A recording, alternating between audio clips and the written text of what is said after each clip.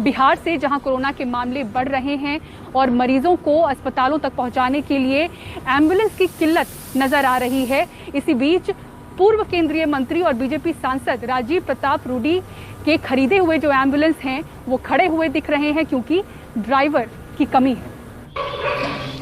दर्जनों की तादाद में खड़ी ये एम्बुलेंस बीजेपी के दिग्गज नेता राजीव प्रताप रूडी ने एक अस्पताल के नाम पर खरीदी, जो अब तक नहीं खुला।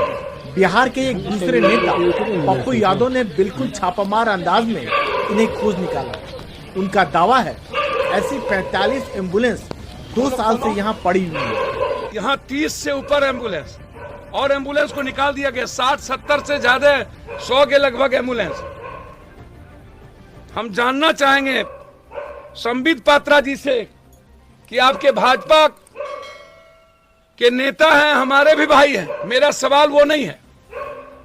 हम रूडी जी के बारे में नहीं जानता है कि ये घर में, मुझे लगा किसी और का है, रूडी जी का घर नहीं है, लेकिन ये एम्बुलेंस यहाँ क्यों रखा हुआ है, सवाल ना रूडी जी का है और ना पप्पू यादव का। सवाल बिहार और बिहारियों का है और इंसानियत का है, सिस्टम का है।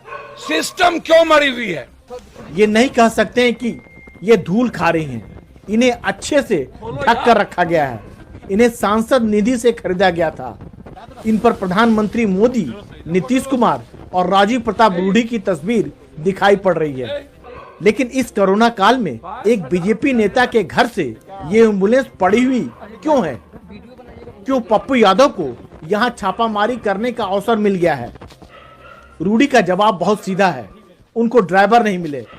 वैसे उनकी सफाई है कि 60 नहीं 20 एम्बुलेंस पड़ी हुई हैं। लगभग 56 एम्बुलेंस कार्यरत हैं और जनता की सेवा में लगे हैं। दुर्भाग्य है कि इस समय ड्राइवर के अभाव में कई सारे एम्बुलेंस सुरक्षित रखे हैं।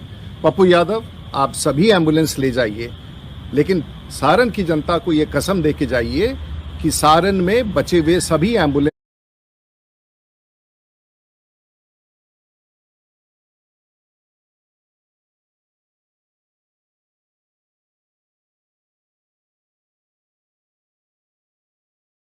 पर आप ड्राइवर देंगे, ड्राइवर की व्यवस्था करेंगे और उसे संचालित करेंगे।